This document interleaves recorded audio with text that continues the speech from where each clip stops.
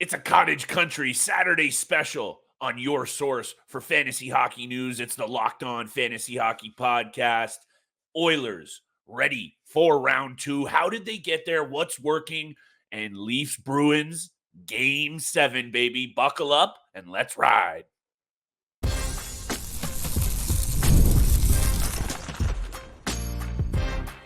You're Locked On Fantasy Hockey, your daily podcast on fantasy hockey. Part of the Locked On Podcast Network, your team every day. The two best words in sports, game 7. We're getting there. Boston, Toronto, from Beantown tonight. Welcome back inside the lab, everybody, to the Locked On Fantasy Hockey Podcast. And I am joined, as always, by my esteemed co-host, Mr. Steele Roden. And on this side of the microphone, it's your boy, Big Flip Livingstone. Shout out to the everydayers, holding us down, making us your first listen every single day. We see and appreciate you. Make sure you drop that 5-star review and smash that subscribe button. Steele and I appreciate it more than we can express in words. Speaking of which, Mr. Roden, going to express some takes on this Edmonton Oilers situation. And yeah, I got the old notepad out and I got some stats here to talk to you about. Evan Bouchard is a name that I want to run past you because I think he's not getting nearly enough credit for another great performance. We'll talk about the Kings and, of course, Bruins, Leafs. Lots of angles to talk about from Game 6. What we're seeing headed into tonight's epic Game 7 showdown. Steele, there are a lot of storylines coming into this one. A lot are being talked about. Let's talk about some that are not. I got a Saturday same game parlay. Over to you, my friend, as always.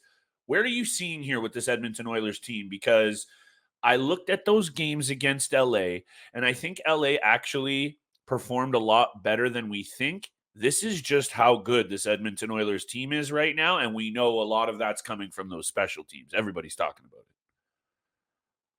Mute buttons got you, pal. Thank you very He's much back. there, Kaiser. I'm back. Hey, I'm battling the Spanish flu, the bird flu. The flu is all got around it all right now. I've been drinking Benylin all day since last night. So absolutely juiced right now. I'm trying to get back into the swing of things. But yeah, the power play's been buzzing for Edmonton. 45% in the first round series against the LA Kings.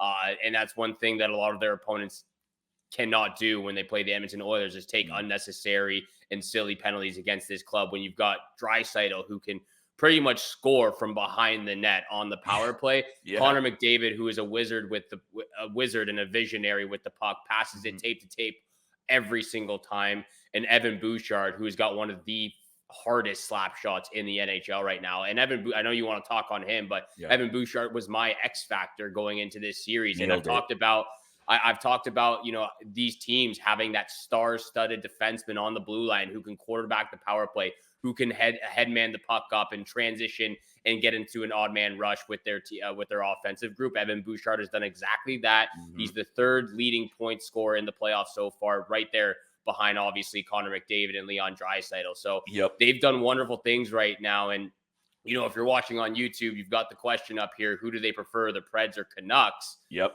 I mean, it doesn't really matter at this point. I don't think it does, Steele. It doesn't really matter to them. It doesn't matter to them. I would say they would probably prefer the Vancouver Canucks just with the goaltending situation because Artur Shilov would just get absolutely eaten alive by those three players right there alone. And then you throw Zach Hyman into the mix as well in front of the net.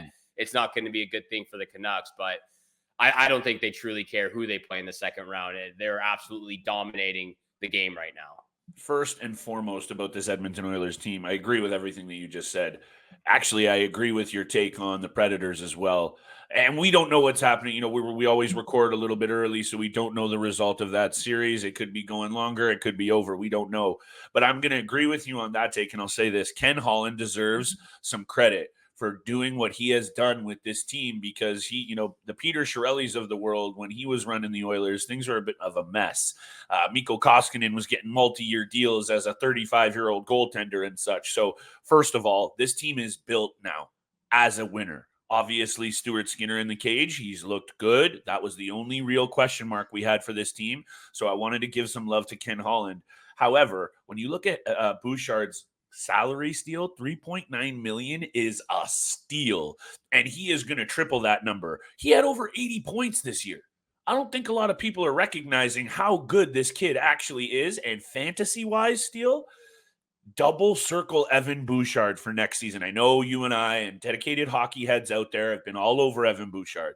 But if you're a little newer to the game or you are in a fantasy league where some of the GMs are around you aren't as aware, Evan Bouchard is putting his fantasy draft stock through the roof. That's the note I had here, Steele. If he continues to perform at this level in the playoffs, we've seen it before with big playoff performers. They head into the fantasy draft season next year as darlings. I could see Evan Bouchard doing it. A goal, 8 assists, 12 block shots, 17 shots on net this series. He's been doing a little bit of everything, and he's a stud.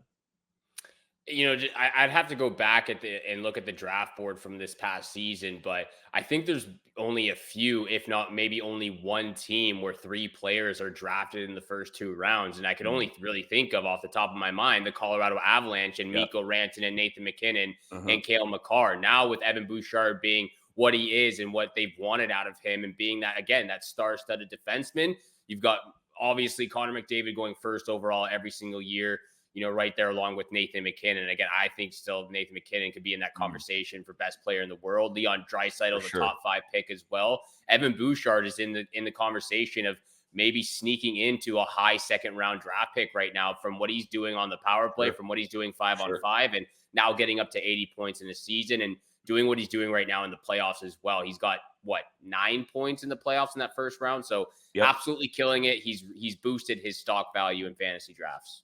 And look, we're going to move on to Leafs Bruins because obviously Game 7s, that's the meat and potatoes of today's show. Talk about some different angles. I want to give some love to Max Domi. We got a same game parlay breakdown coming up at the end of the episode. Just to wrap this point up, though, on the Oilers, I think when you look at that roster, and, I alluded to Ken Holland's love, the special teams, everyone's talking about it. The penalty kill, I highlighted it last week to you, how good it was. Now everyone's all over it. And I've been saying, Steele, and please back me up on this, for weeks about special teams in the playoffs. And this isn't a bold take. And like I said before, people out there know it. But now you're seeing it happen on the ice with this Edmonton Oilers team, Steele. Are they going to be able to go 100% on the penalty kill in the next series? I don't think so. But if you're going to be even close, you are going to be a very, very hard team to beat. Just like the rest of this episode, Steele, it's going to be fire and hard to beat. However, we'll get there. Today's episode is brought to you by our friends at FanDuel Sportsbook. It's winner take all time in the NBA and NHL, and FanDuel is giving you a shot to bring home a big win of your own. Right now, new customers get $150 in bonus bets with any winning $5 bet. That's $150 you can bet on spreads, money lines, player props, and a whole lot more. Hit up a same-game parlay like Steele and I will be talking about later. All of the odds always coming from FanDuel. Visit FanDuel.com/lockedon and make every playoff shot count. FanDuel, America's #1 sportsbook.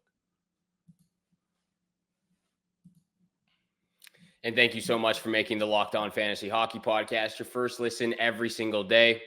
Are you still watching on Fox Sports or ESPN? Have to turn down the volume with all that shouting. Make the switch to Locked On Sports today, a free 24/7 sports streaming channel programmed for you every day to bring you the biggest stories without all the screaming. Locked On Sports Today brings you can't-miss analysis, news, and opinions, streaming 24/7 on YouTube or the free Amazon Fire TV channel app.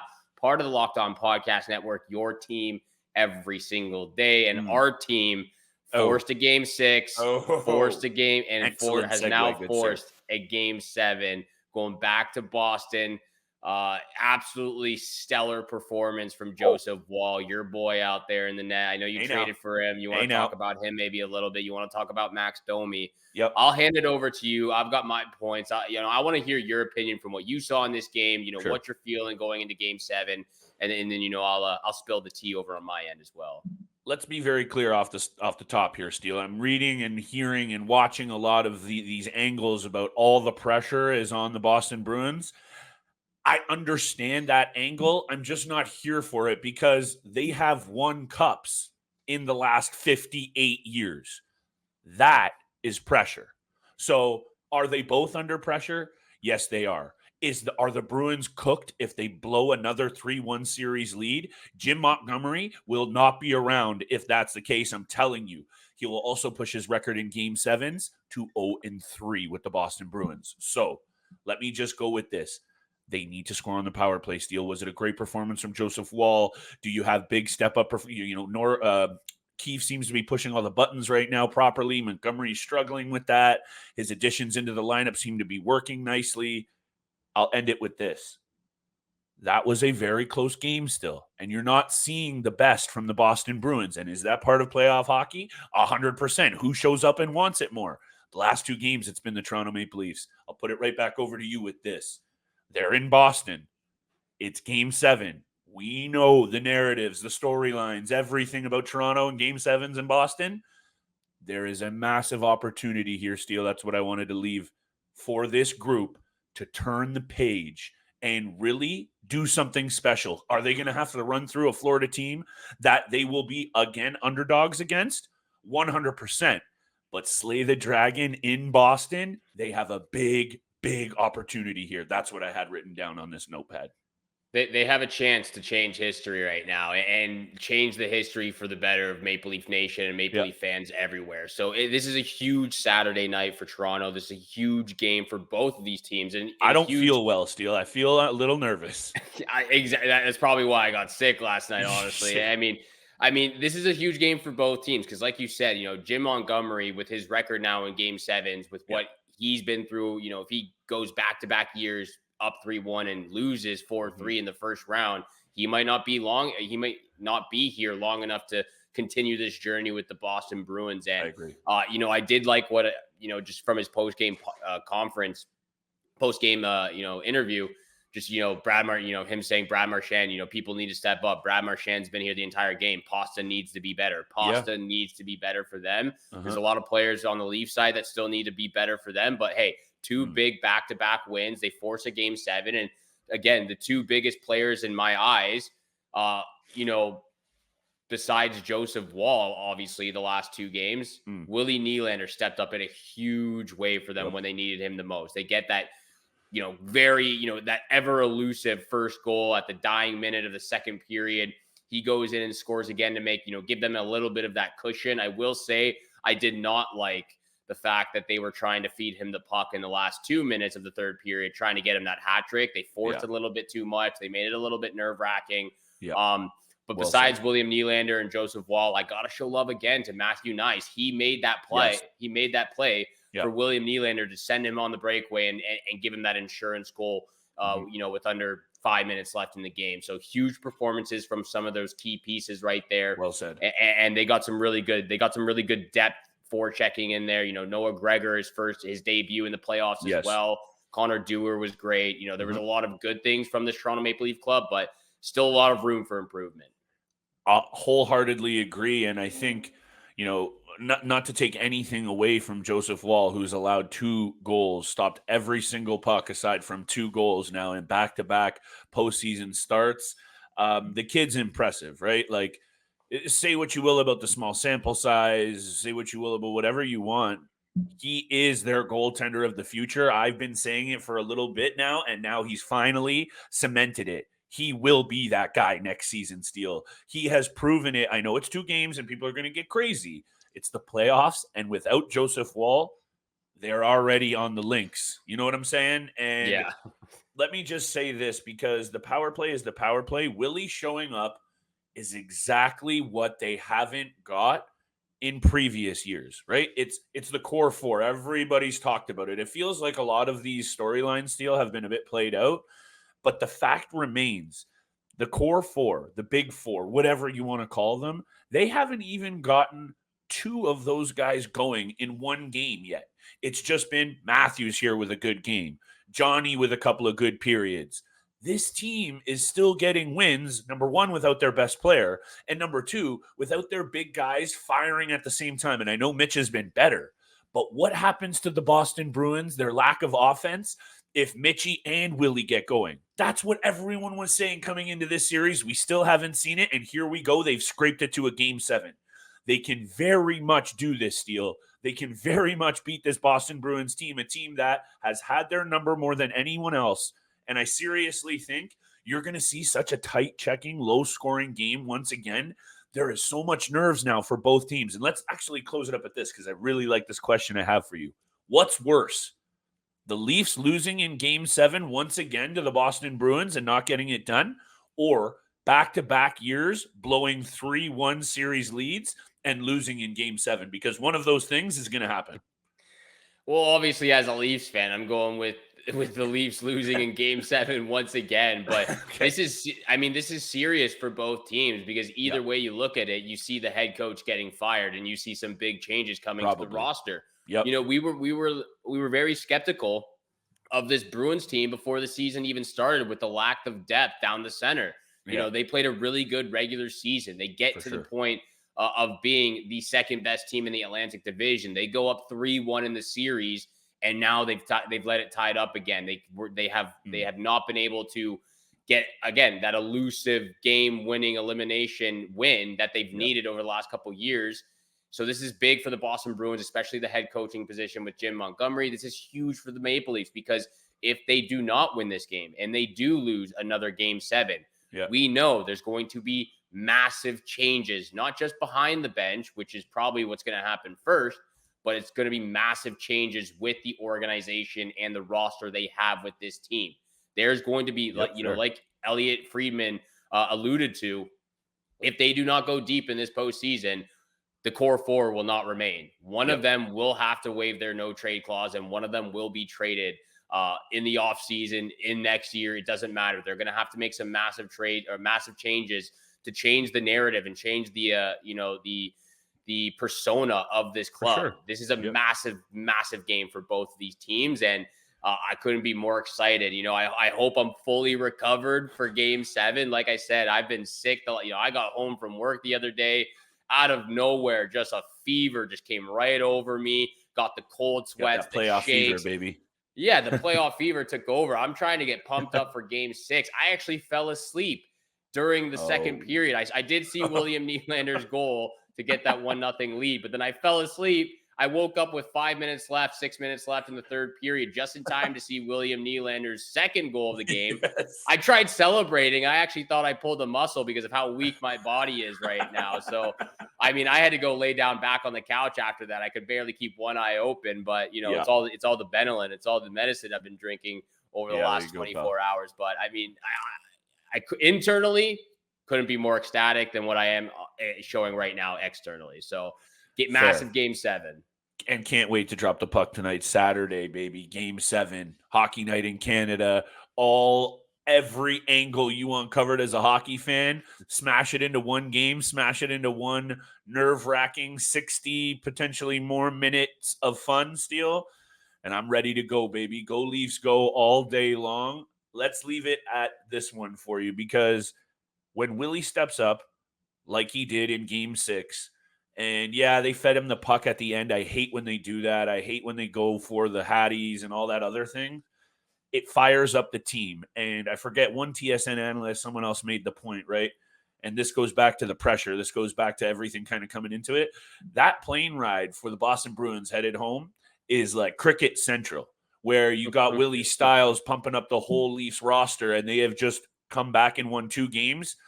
Those smaller things, you know, so you and I are running out of things to talk about when we talk about the same teams over and over again, Steele. So you just got to bring up some of these angles. I got a same game parlay that's going to fit right in the same vein as some of the angles Steele and I just discussed. And I do want to just drop one more little bit of love for Max Domi right after the break.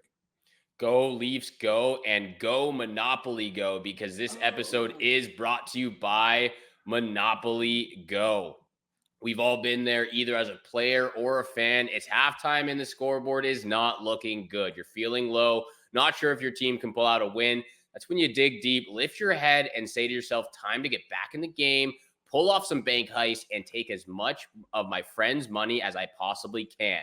That's right, the smash hit mobile game Monopoly Go lets you compete with your friends to get the most riches and the biggest empire. It's the Monopoly you love on your phone anytime, with tons of new twists, including leaderboards to compare your progress with your buddies. There's so much to do, like play on countless dynamic Monopoly boards, make your friends bankrupt by smashing their landmarks with a wrecking ball, charge other players rent for your iconic properties. You can even work with your friends to crack open community chests and in tournaments to get extra rewards and climb that leaderboard.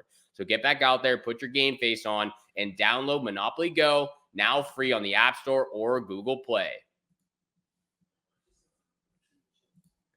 And thank you so much for making the Locked On Fantasy Hockey Podcast your first listen every single day. Continue to hit the subscribe, the follow button, leave a 5-star review. We appreciate all that love and support you show us Monday through Friday, 7 o'clock in the morning. Flip, these transitions I've got going on this episode is absolutely fire. Yeah, but you're on point. What's also fire though is Game 7, Saturday night, big time bets. We got a same game parlay. I'll throw it over to you to let all of our listeners know what we're feeling in this one solo game action on Saturday. First and foremost, just a little bit of love for Max Domi. A $3 million contract for Max Domi when I know we want him to shoot the puck a lot more. Otherwise, he is a really good hockey player. He can also skate like the wind. I know he's right up there in, like average speed for his stride. I know that's a random stat. He's also a good playoff performer, Steele. He was solid for Carolina a couple of years ago. He was really good for the Dallas Stars last year, and he has stepped up again, and you can tell he cares about being a Toronto Maple Leaf for obvious reasons. He cares about the crest he's got on his chest, and I just wanted to come on here and show him some love. If they are able to squeak it out here, he's going to be a big reason why, along with your boy Matty Nyes. Let me just give her here very quickly. I hit a nice little parlay the other night. Willie, thank you very much. He's been hitting his shot totals. William Nylander, over 3.5 shots. He's done that in the last 2 games. I'm loving that as my first pick. Second pick, under 5.5. I don't think a lot needs to be said there. This is going to be another grind. It was 1 goal almost through 2 full periods the other night. Under 5.5, and I'm going to go it with an anytime point from Willie as well, Steele. Lock of the night would be a Willie anytime point. There's not going to be a ton of payout here, Steele, but I'm really liking all 3 of those, and I don't know if you noticed, I'm staying away from picking a winner in this game because I don't think I can come on here and confidently say one way or another, but that's not to say you shouldn't, but those are my 3 picks. Lock of the night, Willie, anytime point. Absolutely love those picks because I've got 2 of the same in the same game parlay. First pick, like you said, Maple Leafs Bruins under 5.5. Every single game has been under the 6.5. 4 out of 6 have been under 5.5. If you want to get spicy, even try the 4.5 because, like you said, that is spicy. This entire game was almost 0-0 until the end of the second period. So I'm gonna keep it chill though. Keep the under 5.5 in this matchup. I'm also feeling the William Nylander anytime point in Game 7. He's been absolutely huge since coming into this first round series against the Bruins. And my lock of the night is going to be Morgan Rielly anytime point. Morgan Rielly in the past seems to be clutch. He's done it. He did it against the Tampa Bay Lightning a few games, last year in a few games. I feel like he hasn't been too present offensively in this series so far, but he seems to bring that clutch factor when it matters most. And I think he's going to get a big time point in Game 7 for this. So that's going to be my lock of the night, Morgan Rielly anytime point, with your lock of the night, William Nylander anytime point. I'm loving those, Steele. Also, Morgan Rielly is the longest tenured Maple Leaf. Talking about caring. This guy wants to win in Toronto so bad. I respect Morgan Rielly for a lot of reasons. He also just seems like a genuinely kind of a cool dude, like kind of the guy you want to have a pint with maybe. Anyway, not like that matters. Steele and I are going to continue to break down fantasy angles all summer long, prep you for next year's draft. We will break down round 2 next week, game by game, series by series, X factors again, best bets. Make sure you're tapped into Monday's episode. Round 2, we're ready, Steele, and I don't know who's going to be there, but either way, you and I will be here. Ooh, another good segue to cover all of the NHL news that y'all need. We're here. We're fired up, and round 2 is right around the corner. We've got just 3 games remaining in the first round just to settle out. But thank you so much for making the Locked On Fantasy Hockey Podcast your first listen every single day. Also, go check out Locked On Sports Today's YouTube channel, the first ever national sports 24/7 streaming channel on YouTube. They're here for you 24/7, covering the top sports stories of the day with local experts of Locked On, plus the national shows covering every single league. And you can also find it on the free Amazon Fire TV channel app. Once again, thank you so much for tuning in for today's episode with Flip and I. Have a great day. Enjoy your weekend. Good luck with all your bets tonight. And we shall see you back here again on Monday. Peace.